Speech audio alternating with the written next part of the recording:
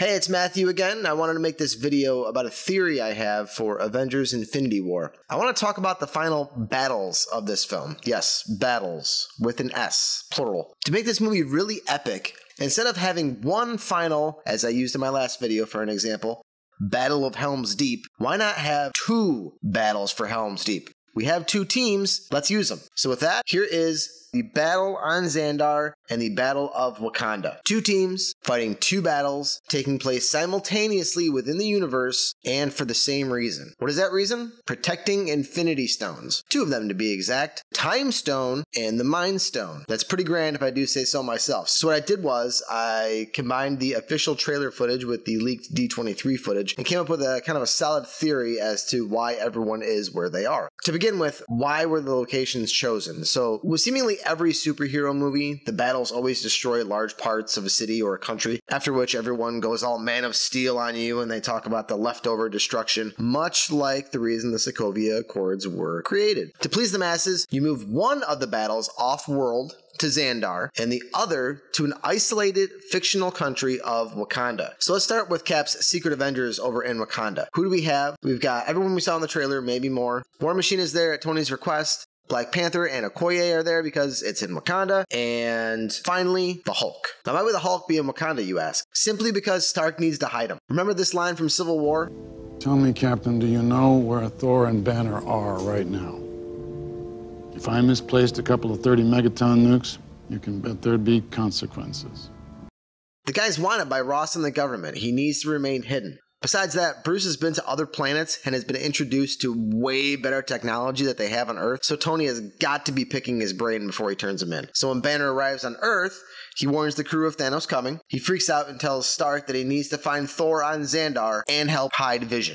Tony, Strange, Wong, and Banner discover the ship entering NYC, and Iron Man calls Cap to warn him about Vision and to help him hide Banner. Why are they fighting in Wakanda? In this case, the Infinity Stone they are protecting is the Mind Stone within Vision. So in this theory, Cap's Secret Avengers rescued Wanda and Vision from the attack earlier, and they were both taken to Wakanda for hiding. Whom are they fighting in Wakanda? The entire Black Order. Proxima Midnight, Corvus Glaive, Ebony Maw, and Cull Obsidian. Of course, they're going to be accompanied by the Outriders, who we see here, who look to arrive in these cool monolith-looking ships. I'm interested to see how these things work. So this shot here definitely takes place earlier in the film, as you can clearly see a license plate on a car. And I don't think they have those in Wakanda. But later in the film, Vision's death might end this particular battle. So let's jump to the Battle of Xandar. Who do we have on this team? We've got Iron Man, Spider-Man, Doctor Strange, possibly Wong, Thor, all of the Guardians, including Star-Lord, Rocket, Drax, Groot, Mantis, Gamora, and my favorite, and yours, Nebula. So why are they fighting on Xandar? They're protecting the Time Stone.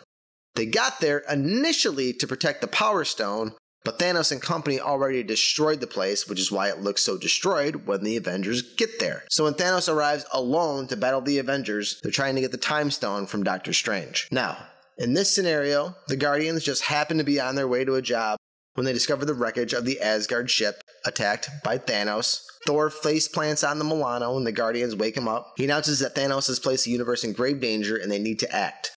Thor tasks the Guardians to go to nowhere to retrieve the Reality Stone from the Collector. However, Thor and Rocket take a separate ship to Xandar, where they take to warn the Nova Corps of Thanos and to protect the Power Stone. Now, in the leaked footage, we saw Thanos travel to nowhere as well to visit the Collector. Just as the Guardians arrive, the Collector tells Thanos that he sold it, which of course is a lie, but saying all this while begging for his life. Thanos takes the ether, kills the Collector, and leaves via the Space Stone that Loki gave him. Elsewhere, after Banner informs Stark that he needs to go find Thor on Xandar, Banner leaves through the sling ring to help Cap. Strange, Wong, and Iron Man are then confronted by Ebony Maw and then attacked. They escape using the sling ring and portal to Xandar, which Ebony Maw sees them go into. On Xandar, they're introduced to the Guardians. The Guardians inform Stark and the others that Thanos has the Reality and Power Stone. Stark informs the group, while pointing to the Eye of Agamotto, he's coming for us, so that's what we use.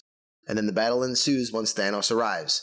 My casualty of this scenario would be one of the Guardians, most likely Nebula or Gamora. So that's my final battles theory for Avengers Infinity War. What do you guys think? Let me know in the comments below. Don't forget to like, share, and subscribe, and I will see you soon.